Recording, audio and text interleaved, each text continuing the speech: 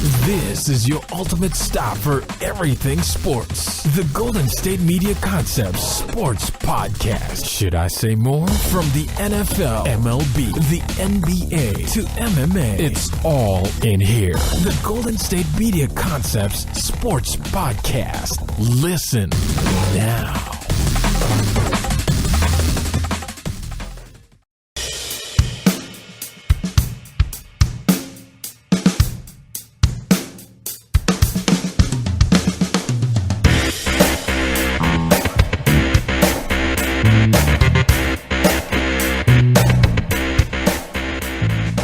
Thank you for listening to the Golden State Media Concepts Sports Podcast, where we discuss all the news in the world of sports. My name is Ben. And I'm Anthony. We're back here on a Friday. We got an action-packed show for you planned yet again.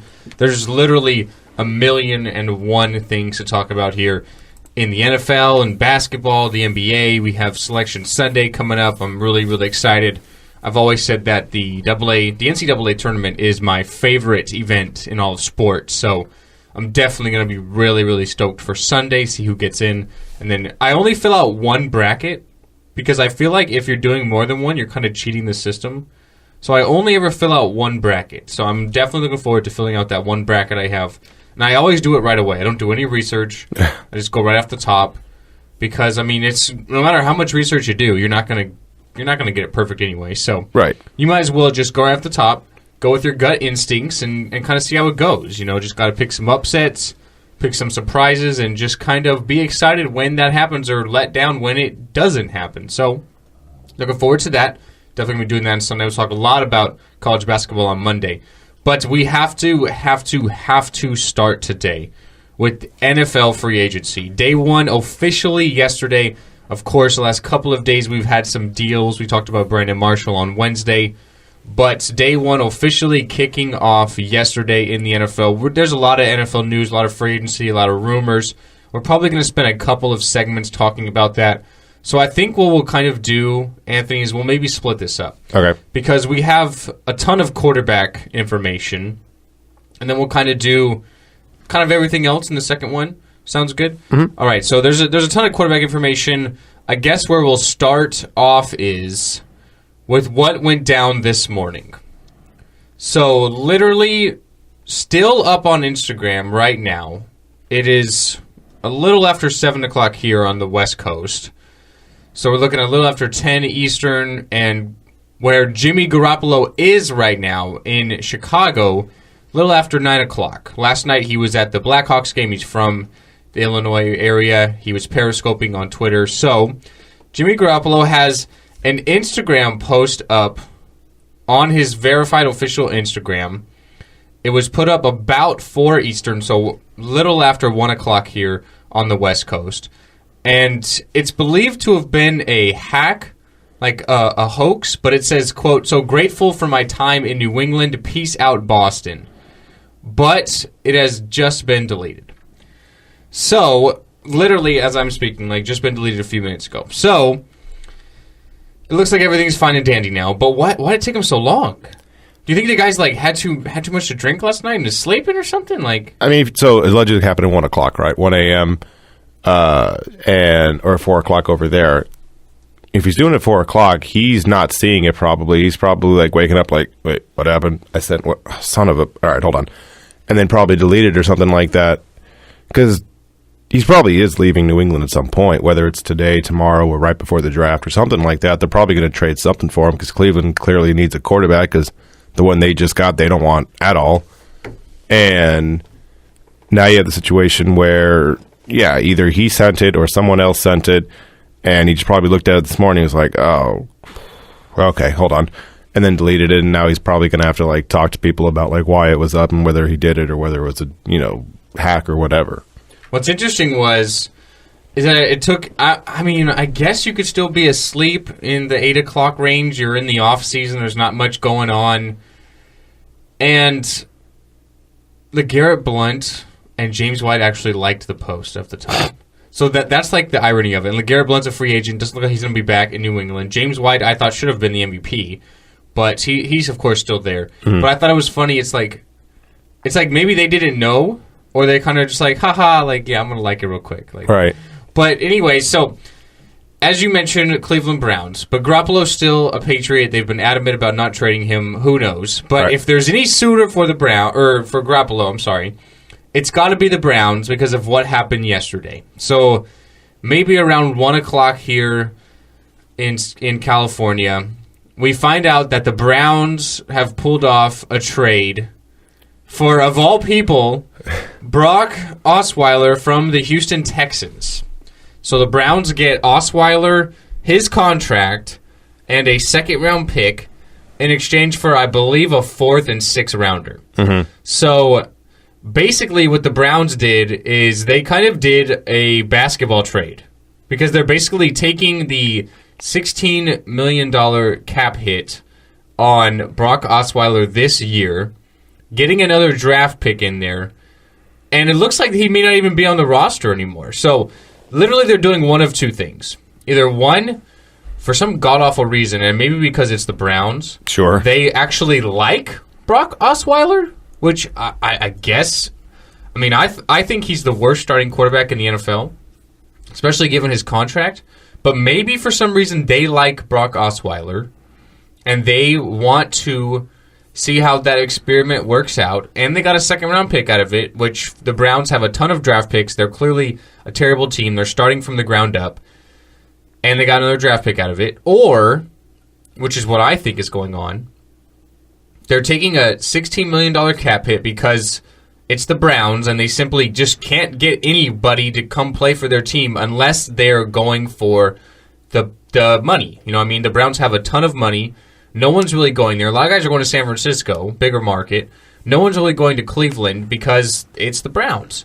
So they're kind of just using this money and saying, hey, we're going to spend $16 million on getting another second-round pick in hopes of maybe trying to work out a trade with the Patriots. I realize that New England has said they're not going to trade Jimmy Garoppolo, but the Kings also told DeMarcus Cousins that he wasn't getting traded. So everything is still up for grabs.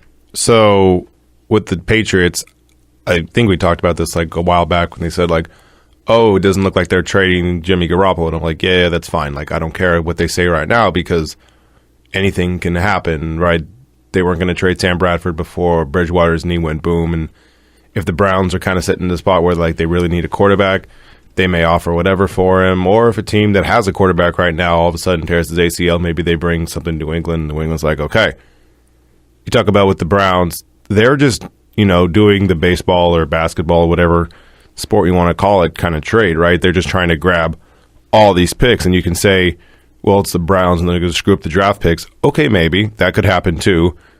But also they're also doing the kind of law of averages kind of thing, right? Like if you get enough picks, eventually just by sheer dumb luck, one of them is going to hit, right? One of them is going to be a really good player. And they got the number 1 overall pick, and whether they use that on a quarterback or whether they use that on Myles Garrett or whoever they use that on, or whether they use that to get Garoppolo, they at least have a lot of assets that kind of have like the Boston Celtics kind of thing, right? They have all these assets that they have that they can use to make their team better if they really want to.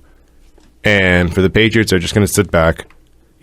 Their free agency, somehow they were one of the best in free agency in day one without kind of like breaking the bank to do anything, right? It looks like they're going to get Brandon Cooks out of New Orleans. They got, what's his name, Gilmore from Buffalo. They got, they still have Hightower if they want to re-sign. They may get a number 1 overall pick for Garoppolo. Like, they're doing just fine as far as like what they're doing.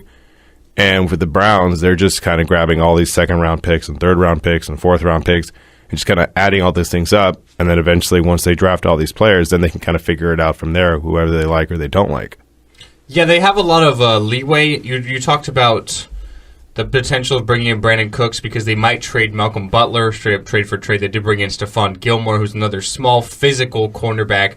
They did lose Logan Ryan as of this morning. He's decided to go to the Titans, so their secondary is getting a little weaker, so potentially may not want to lose Malcolm Butler now. But it's the New England process. They simply just don't want to pay Malcolm Butler, so they might just end up trading him to New Orleans for Brandon Cooks. But that's still not official, so we're still kind of just reporting on that. But yeah, it's New England, so it's kind of I think they're going to keep on to Garoppolo. I mean, Brady's 40. You don't know how much longer he can keep it up. You still have Garoppolo for one more year on his rookie deal, and then you can maybe go from there. A team that potentially like the Browns, might want to offer something that you simply can't refuse is still up for grabs. So I think they need to be patient. I'd hold on to Garoppolo, though, because Brady's 40. I mean, if he was 35 even, I'd pull the trigger and get something done. But you can't expect him to keep up what he's doing for the next 2-3 years. I just don't see it happening. But as far as Houston goes now, I think you can kind of say, like, okay, we had to give up a lot. We had to give up a second-round pick just to kind of get rid of this guy. But we don't have to worry about the contract anymore. We can kind of have a clean slate at quarterback. And now that just even adds more fuel to the fire with Tony Romo. Although the Texans have come out and said they're not going to trade for Romo. The Cowboys are trying to make a trade, of course, because they want to try and get something for Romo. Even if it's like a 4th or 5th round pick, it's literally better than just releasing him. Right. So they're going to try and do whatever they can to get a deal done. Possible suitors like Denver and Houston. Denver may or may not be really interested. And, of course, as I just said, the Texans have said they're not going to trade for Romo. If he becomes a free agent, then, of course, they would explore that option. But they're not going to trade for him. So, for me, this is kind of like literally putting a stamp on it and saying, okay, we're going after Romo. Because the only other guy there is Tom Savage. They had Tom Savage even before Brock Osweiler. So if they were really sold on Savage, then they wouldn't have spent all that money on Osweiler. So they're either going to probably go for Romo. They still have a potential to maybe trade up in the draft and maybe draft one of these quarterbacks, although they did just lose a second-round pick, so I think that's not very likely. So I'm thinking they're probably leaning and waiting for Romo to become a free agent and then kind of go from there. But even still, that's only a couple-year option.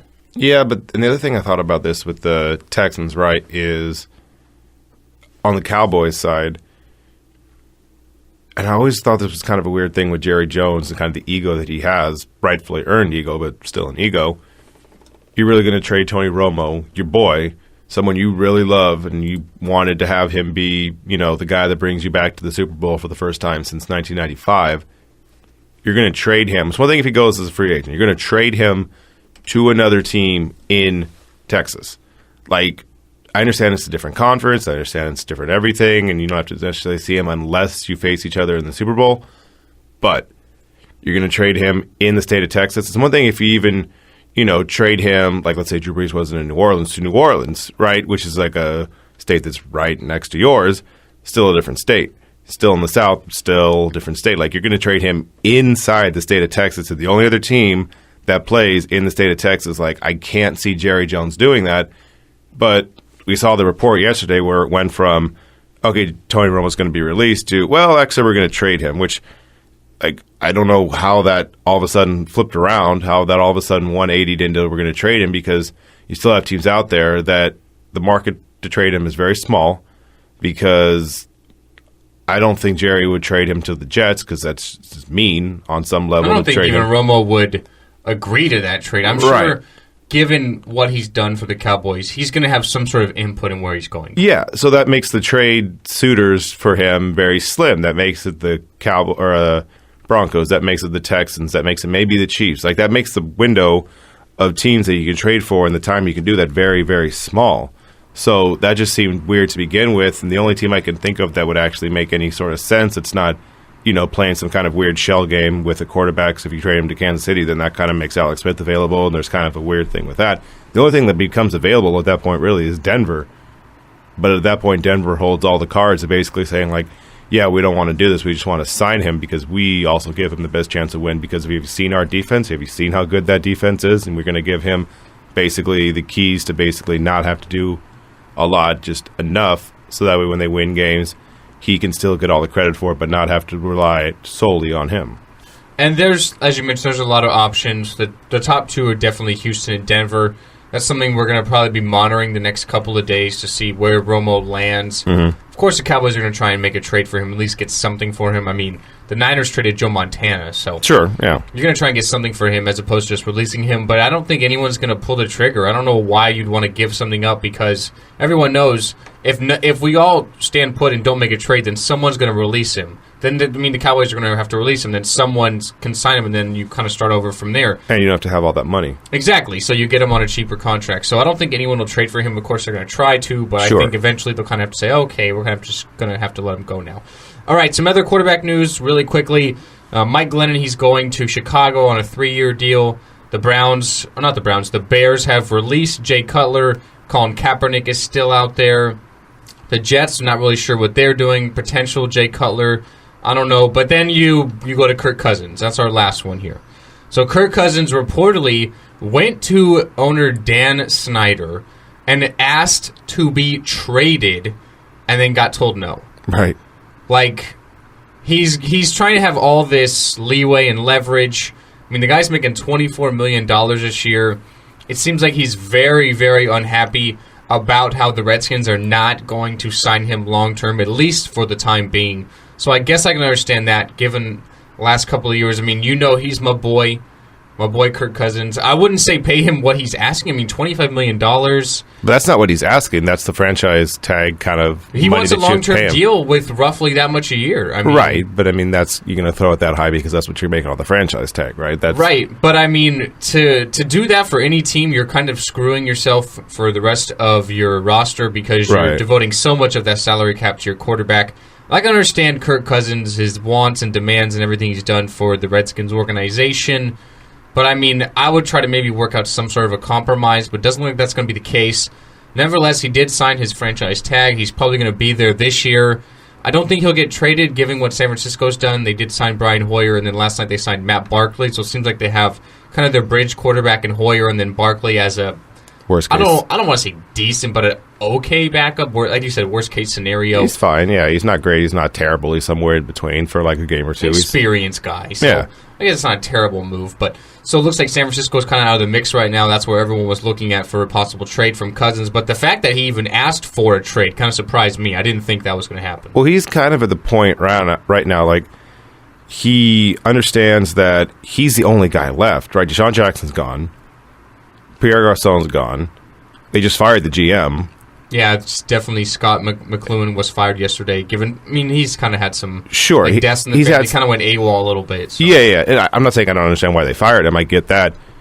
But like everything's kind of like crumbling around him. And it's one thing for you to bet on yourself when you have those wide receivers and the talent around you to say like, oh, I bet I can basically throw for almost 5,000 yards and be a really good quarterback again for 1 year. That's totally fine. I totally get you betting on yourself. You doing it again and without the talent around you, like I totally get why he's just like looking around. He's like, okay, you're gone. Okay, the tight end I have, he gets concussions all the time. That's not going to end well. Okay, the GM, okay, I don't know where he's at. That's not good. Like you see the whole thing just basically like you see the Titanic falling and you're like, yeah, I don't want to stay on this boat. This is no good. I want to get out of here. So he's trying to make a stink about it, and you basically run up to your match as far as ego goes, with Dan Snyder. I mean, if you want to see how big ego he has anyways, just look at the team's name and how he refuses to change that. Like, he's not going to give in if you try and bully him into doing something. That's just not going to happen.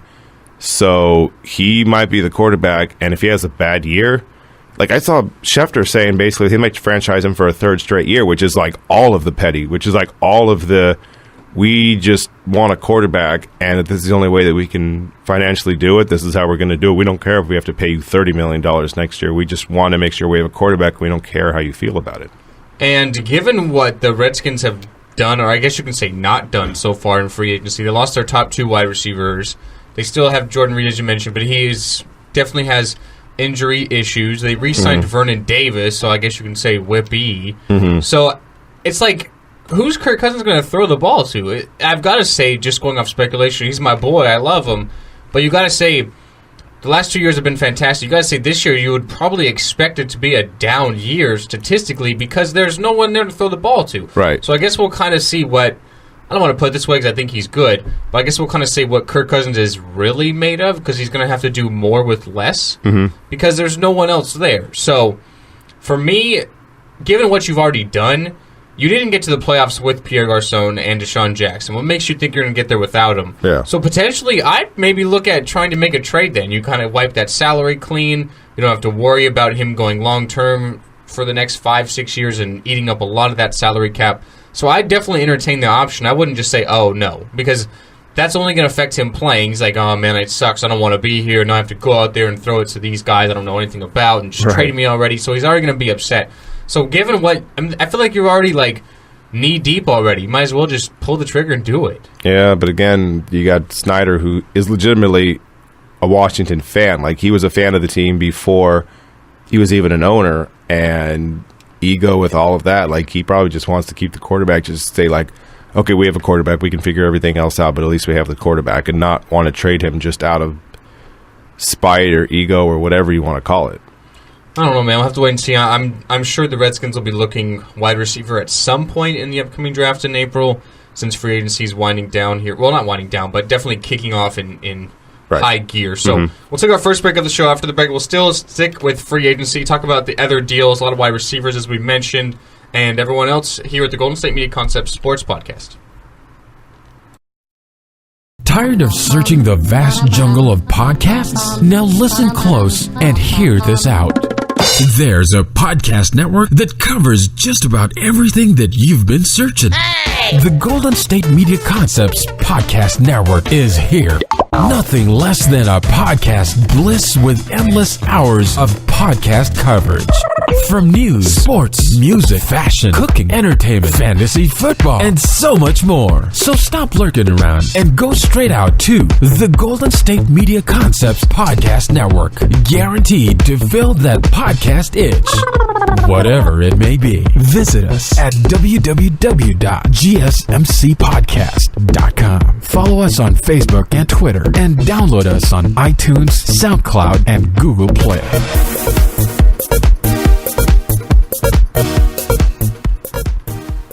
Welcome back into the Golden State Media Concepts Sports Podcast. We are talking NFL free agency. Yesterday, officially day one, where teams could sign players, and it's going rampant. I mean, it seems like we're getting a new deal every 5 minutes almost. But we're going to talk some winners and losers, talk some minor deals, talk a lot about the wide receivers from Washington in the first segment. Pierre Garçon is going to San Francisco. That was reported even before free agency started yesterday. And then Deshaun Jackson, his running mate there, he is going to Tampa Bay. I feel like this is a fantastic move. You get your young quarterback, Jameis Winston, more targets. You have not Vincent Jackson. You have Mike Evans in the red zone. You also have Cameron Brate, a big tight end. And then you have Deshaun Jackson, who can kind of stretch the field and really be that vertical threat for Tampa Bay. It seems like the Buccaneers, Anthony, are that team everyone talks about every year. Like, oh, I think they'll be that team to finally break into the playoffs for the last couple of years, and it hasn't happened.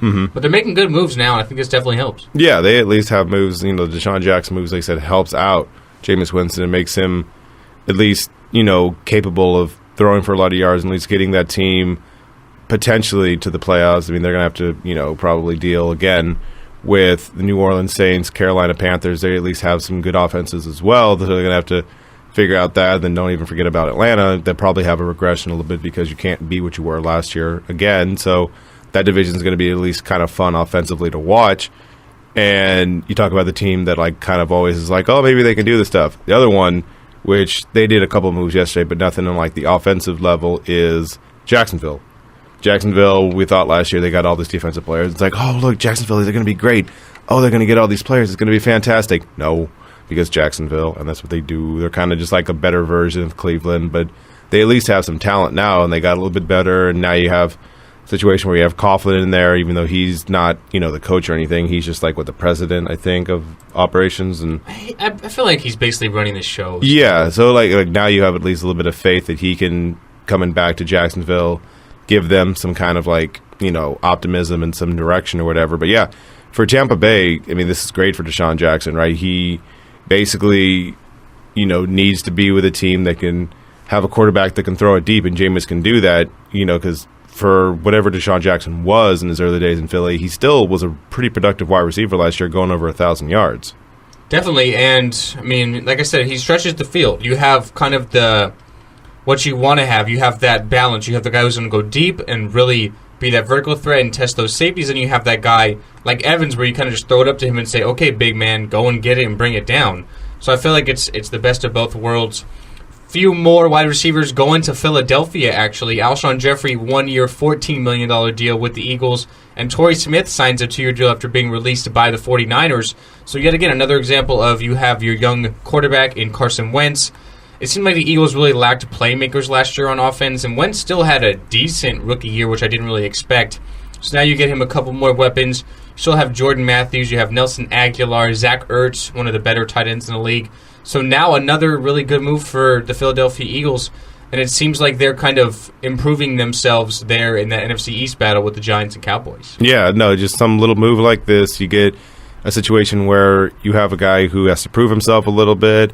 The contract's nice. It's good for the team. And if he does well, then all of a sudden he gets a lot of money going forward. So it's, you have to prove yourself. But with that team, you can see if Carson Wentz can finally have someone that you can throw to and you can get some good yards, because before it was just Jordan Matthews, and that wasn't as good for number one. Now you get a situation where with Alshon Jeffrey, it's like, okay, he's a good receiver. We saw what he was in Chicago. Let's see if that translates over to Philly. And if it does, next year we're going to do the same thing, and we're going to see how much money he gets because he's young, he's talented, and he decided he can play in different systems. All right, now we're going to pay him a boatload of money. And you mentioned the Jaguars. I feel like they made a lot of good moves yesterday. They brought in A.J. Boye, who was with the Houston Texans. He's a cornerback. Also brought in Calais Campbell on the defensive line. So it seemed like last year everyone's like, oh, the offense is fantastic. The defense has to step it up. And then this year when the games actually played, it was like, oh, well, maybe the quarterback is the issue. And the defense just needs to get a little better. Well, the defense is getting better, getting younger. They bring in these free agents now. And now it's like you need to address the quarterback situation. Then you're kind of maybe going to be okay because of how weak that division is. Right. Yeah, that's a part of that too.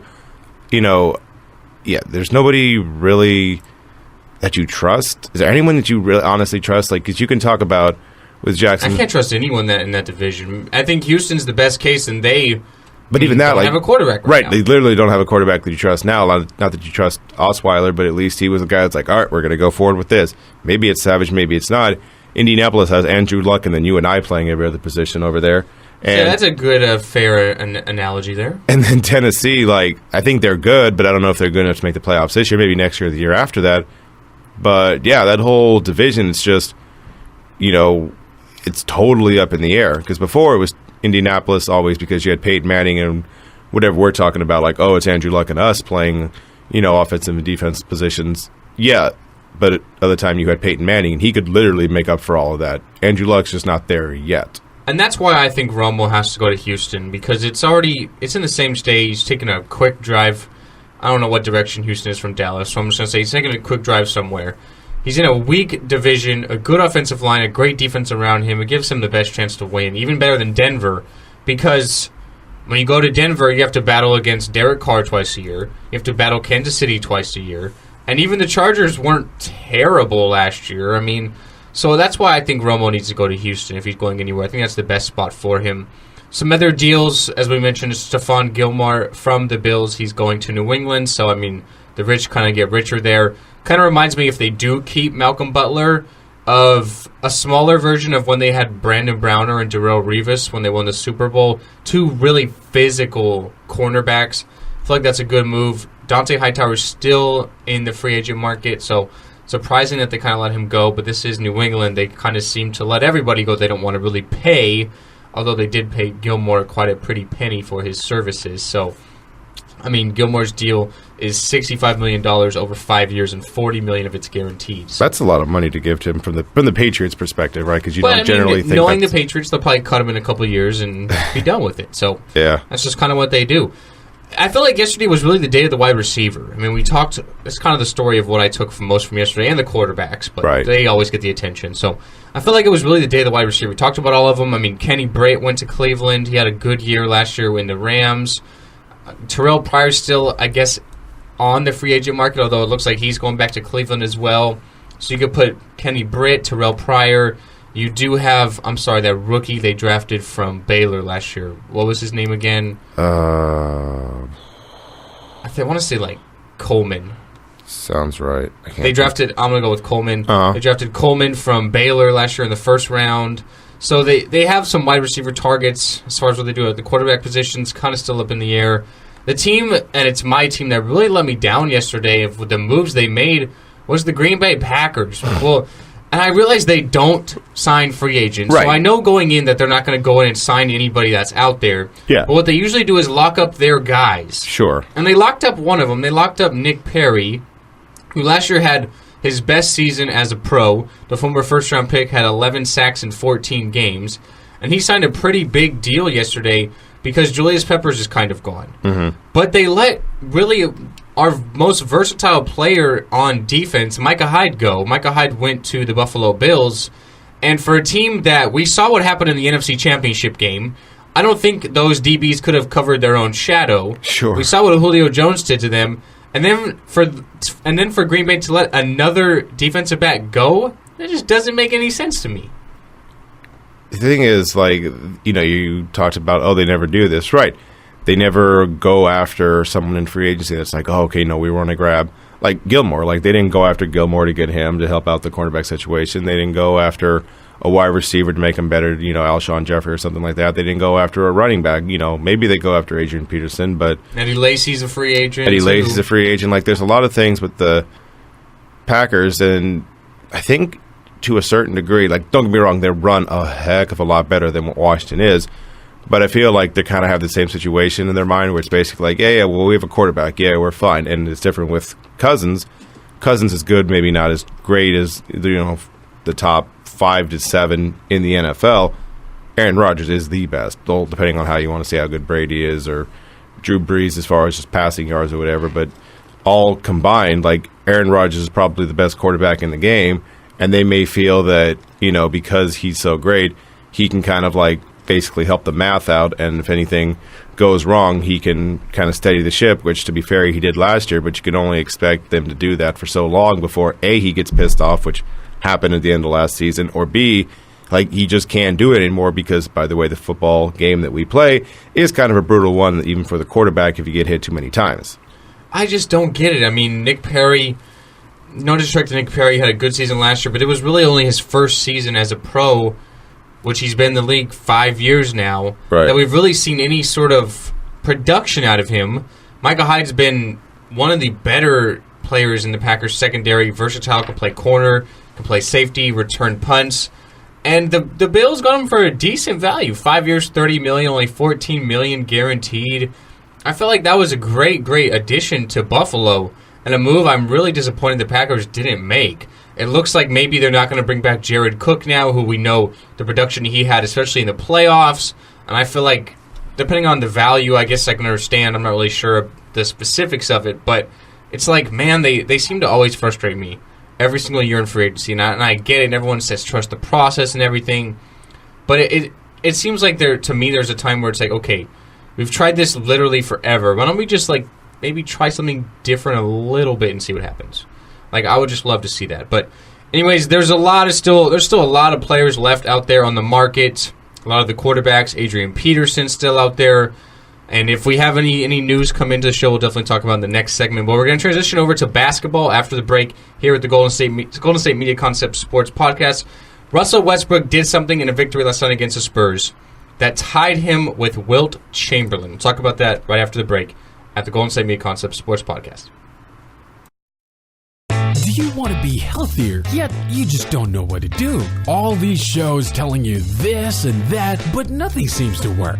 Well, listen close. Golden State Media Concepts has got something great for you. The Health and Wellness Podcast dedicated to workout trends, healthy eating habits, diet, and everything about healthy living. Join us in our banters as we help you not just live life to the fullest, but live it to the healthiest.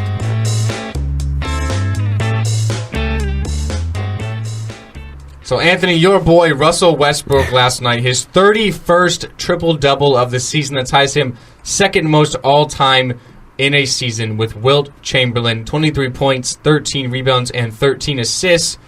But he shot 7 of 21. Right. That's a great shooting night for Russ. I mean, he got better, right? Because he had 21 shots. Oladipo had 14. They're getting closer. I mean, McDermott and Cantor each had 10, so it's not like he's just shooting 30 more times than everyone else like he did the other night against Portland. Literally 30 more times. It's still the offense with him where he has the ball and he's going to figure everything out because, 13 assists, call that 26 points, worst case scenario. So that's something where, you add all that stuff together, he's still accounting for almost 50 points of the 102 that they scored. So he's still basically accounting for half of the points that they score. The only difference is it's not as insane. And I guess, 7 of 21, if you'd have gone 12 of 21, 13 of 21, he would have had, maybe around like 35 points or something like that. But he is by far my favorite player to watch every single night, just because I want to see if he gets triple-double. Like, I want that to continue when he is still on the pace where he has to get somewhere around 10 assists every single night. The rebounds, I think he pretty much, unless he just goes like, 2 rebounds, 3 rebounds, 5 rebounds for the next like 10 games, that's probably going to happen. It's the assists that he's got to keep up with right now, and getting 13, like, I always want to see if he's right around the 10 assist mark, so that way at the end of the season he can actually have it. Like, I always want to make sure that he's still in the triple-double range. Yeah, the Thunder did win last night, but I don't really take much into it. The Spurs, coming off of a back-to-back against the Kings, where they were down by 28 and actually came back and won out. That was laughable, but that's the Kings, of course. I mean, they shot 41% last night, did San Antonio. I don't take much into this. The Spurs are going to be fine. But they do drop a game against the record trying to chase Golden State for the 1 seed, so I guess that's kind of a big loss. I posted, because... So I am a Kings fan. It's fine. It's not... Nothing wrong with that. It's not the best. It's not the worst. There's worse, teams to root for, I guess. But they came back from a 28-point deficit the Spurs did against the Kings, right? And even myself, like I posted this, I was just like, you know what? This would probably hurt a lot more if I wasn't numb to it, kind of thing, because it's not... like what you expect from Sacramento. I literally, was working at the time, and I'm watching it, and I'm watching it with a couple of people that were there, and so I didn't even know it was 28 at that point. All I knew at one point that it was 20. And then by about the early fourth quarter, they were up by 10 or something like that. And they're like, oh, this is up 10. I'm like, nah, give it time. Just wait for it. Like, this is going to get worse. And then it became like 8, and then it became 6, and then eventually they were down by 1. And I forget who it was, but they hit a 3, falling away, getting fouled. And as soon as I saw that, I'm like, oh, no, cool, they lost. That's it. Wrap it up. Go home. Yeah, this is the King. I realized it was the second quarter when that was the case, but still. When you're up 28, you should. 28. And the Spurs did not have Kawhi Leonard nor LaMarcus Aldridge in that team, so you probably should get it done. But nevertheless, sticking in the world of basketball, last night the Cavaliers dropped to the Detroit Pistons 106-101. The Cavs have now lost 5 out of their last 7 games. LeBron James did have a triple-double, 29 points, 13 rebounds, and 10 assists. But a lot of people are questioning Kyrie Irving. He only had 3 assists last night. Your point guard's got to have more than that. He's never done that, though. That's never been his thing. He's never been an assist guy. Like, whatever we yell at Russell Westbrook for before this season, whatever we were yelling about him before is, too aggressive, ball-dominant point guard, whatever you want to say, that's what Kyrie is. The only reason we don't yell at Kyrie more about it is because he got the ring last year, and he's playing with LeBron, who will get you about 10 assists a game on any given night.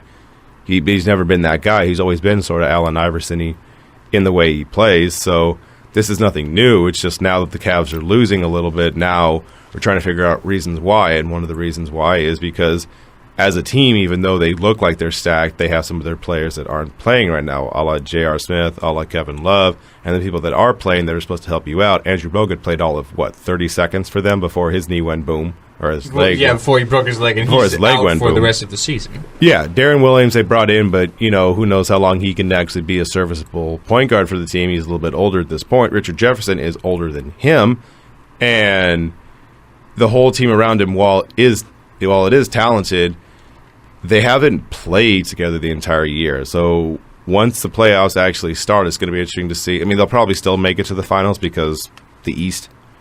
But there is the threats of Boston and Washington. I do think they could give, not necessarily a series, but give them a little bit of a hard time. I mean, heck, even Miami's won 20 of their last 24 games. Like, what they've done has been fantastic. The Heat, they're half a game out of the 8th seed right now. I realize that wouldn't be much, but as you said, what they've done in the second half of the season has been phenomenal. They are basically the team that, more than anything else, Dallas is kind of this one too a little bit, but they're a team that, like, it doesn't matter how good or bad the team is, like on paper wise, they always somehow can't tank. And I understand that at one point I said Miami's won 20 out of 24, so literally at one point they were 11-30, which is and they awful. had didn't they have I think it was their 12 or 13. They had a 12 or 13 game winning streak. They had 13 game winning streak. And at one point, they had as many losses in the NBA as anybody, and they were right there with Brooklyn as like the worst team in the NBA. And then all of a sudden, they just decided, we're going to win 13 in a row, and now, like I said, 20 out of 24. Them and Dallas at least is right now kind of on the precipice of the 8th seed. They're 1.5 games out, but we thought this team was going to be terrible for a little bit because they kept losing, but then they figured Yogi Ferrell is a good point guard. Dirk Nowitzki's coming back now. He's at least trying to do Dirk Nowitzki things at a little bit of an advanced stage. They're the two teams that just kind of always stay there no matter how great or, perceivably terrible their roster is. And then you got Cleveland, who, they've been trying to rely on LeBron the entire season just as much as they possibly can. Yeah, I think the Mavericks are 15-9 since Seth Curry has been in the lineup. So right. Hey, the Kings let him go too. I don't really buy into that much. I don't think Seth Curry's that good of a ball player, but I guess you can say it's the only player the Kings let go because it's true, and he's having success somewhere else, which seems to be the case for every single player they let go nowadays. Mm-hmm. But anyways, sticking with basketball, we're switching over to college basketball, though. We have the conference tournaments, basically the big conferences left. A lot of the big ones, Big 10, Big 12, Pac-12, SEC, kind of in the quarterfinal, semifinal ranges. But tonight, though, we will have in the ACC semifinals the third matchup, the rubber match between Duke and North Carolina tonight in the semifinal of the ACC tournament. I'll take North Carolina, but I wonder if we'll get any the ceiling is the roof comment. Poor Michael Jordan. Jordan Brand is actually making a shirt of that, which is, of course, it's like roof, ceiling, goat. That's the thing, and the funny. Of course, you're gonna make money off of this. Of course, you're gonna make. Yeah, why not? At this point, it's gonna be a shirt that sells anyways. The greatest. So there's a couple of things, right? When Michael said that, right? I still think the greatest, achievement that Odell Beckham Jr. has ever had is the fact that people have his hairstyle. Forget about the catch. Forget about everything he does is productive. It's LaMelo Ball, who has it? Right, your boy. Yes. Oh, not my boy. Your boy. But it's the fact that he has other people. Forget about it in sports, just in general. We see dudes with that hairstyle. That's his greatest achievement as far as what he's done. The greatest achievement for Michael Jordan is the fact that he can say that, and everybody was trying to make an excuse for him. No, we were clowning him a little bit, right, doing the crying Jordan meme and everything else like that. We were making fun of him. But also, you would get people on ESPN or Fox Sports 1 or whatever network you want to talk about, and they're always like, what do you think he meant about it? And they were trying to, do some weird gymnastics about it. It's I think maybe he meant that the roof is high and you got to jump high and sky's the limit. It's no, he just messed up what he said, but we love Michael so much they were trying to make it seem like he's smarter than what he actually was. Yeah, I thought that was hilarious. I thought it was great. And then North Carolina goes on to win on Saturday. Now they'll play again tonight in the ACC semis. Other games, we do have a UCLA and Arizona semifinal in the Pac-12. That'll be good. Oregon and Cal are in the other semifinal there. Mm-hmm. The Pac-12 with those three top teams, Oregon, UCLA, and Arizona, ought to be fun to watch in the next couple of weeks in March Madness. And then Northwestern. Northwestern has never made the NCAA tournament. Right. It looks like this year is going to be the year. They will be facing number 25 Maryland in the Big Ten. I think it's the quarterfinals. Yes, the quarterfinals. But yesterday against Rutgers, Northwestern won huge. They won 83-21. Or 83-61. I don't know why I said 21. But they used a 31-0 run in the first half to get it done. They're trying everything they can to make the tournament, right, for the first time ever.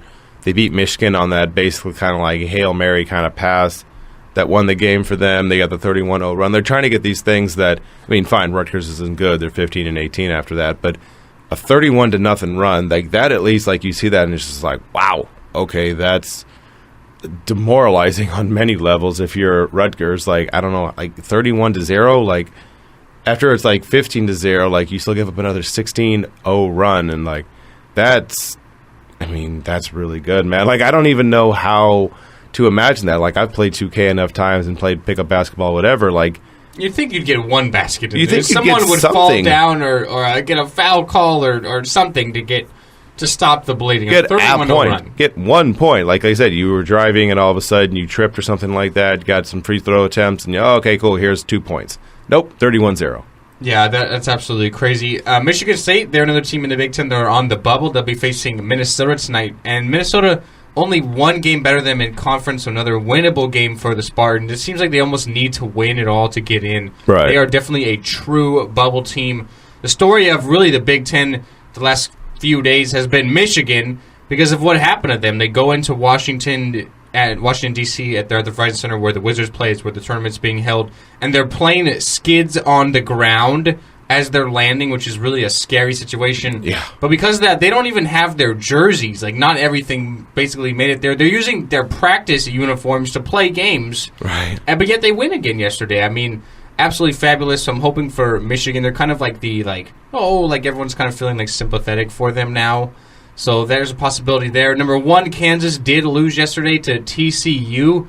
Not really a big deal. Kansas is still going to be number 1 seed, with the exception of they're not really going into the tournament with a lot of momentum coming off of a loss, but they're still one of the favorites to win it all. So conference tournaments concluding this weekend on Sunday, of course. Then we have Selection Sunday. So I'm sure on Monday, Pauline and I will talk a lot about the breakdowns of the tournament, as well as teams that made it in, shouldn't have made it in, that didn't make it in and should have made it in. So it's definitely going to be fun to watch. But we're going to leave it there. We'll be gone for a couple days.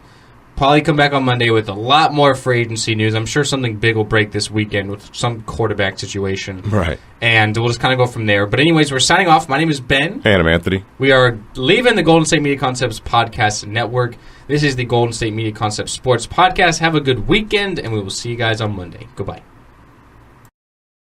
You've been listening to the Golden State Media Concepts Sports Podcast, part of the Golden State Media Concepts Podcast Network. You can find this show and others like it at www.gsmcpodcast.com. Download our podcast on iTunes, Stitcher, SoundCloud, and Google Play. Just type in GSMC to find all the shows from the Golden State Media Concepts Podcast Network, from movies to music, from sports to entertainment, and even weird news. You can also follow us on Twitter and on Facebook. Thank you, and we hope you have enjoyed today's program.